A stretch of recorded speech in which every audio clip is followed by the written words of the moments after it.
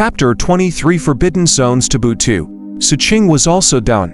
When he got up, Cross, who walked past him, despite doubting whether it was a good decision for Xu Qing to tag along with them earlier, still chose to speak out, albeit with an indifferent expression. Pay more attention to your mutation points.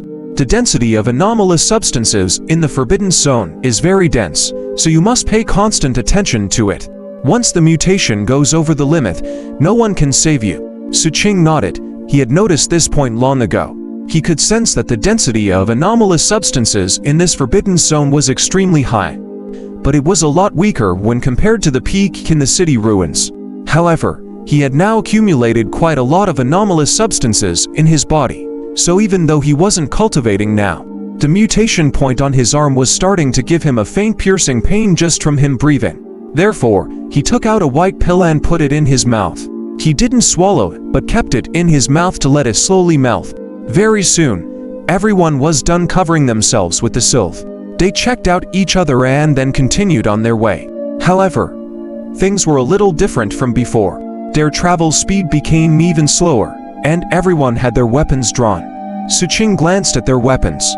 Barbaric Ghost's weapons were a fine steel shield and a mace.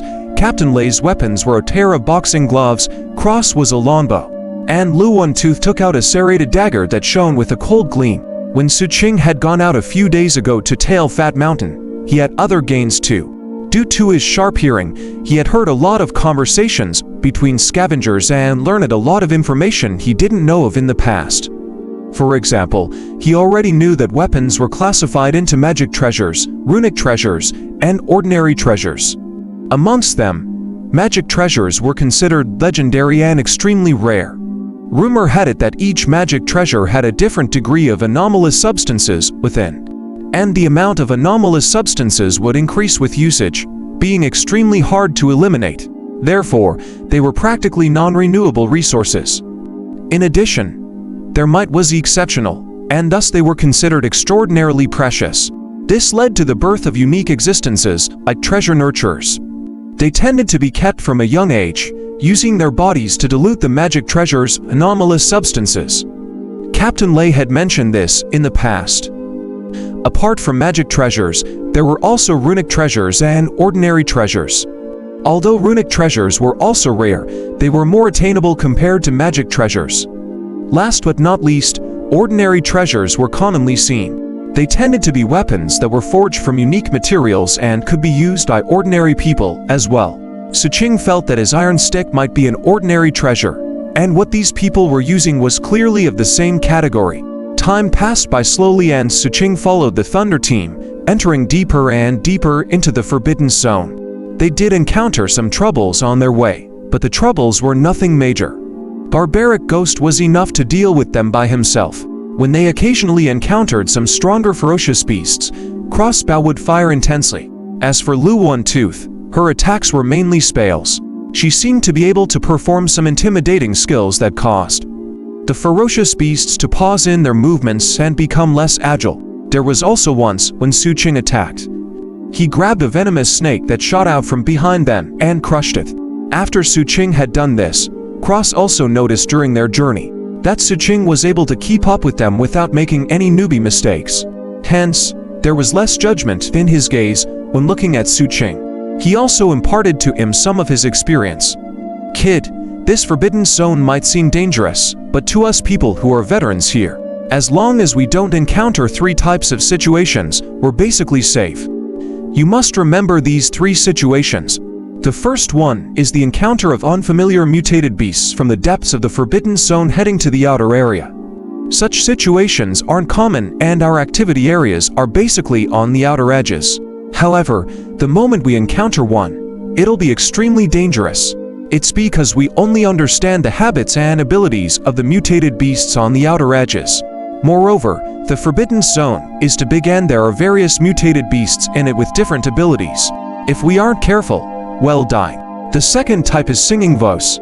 At the mention of this, Cross revealed a wary expression. There's a saying that a singing voice appears in this place, and not a single person out of 100 who heard the voice can survive.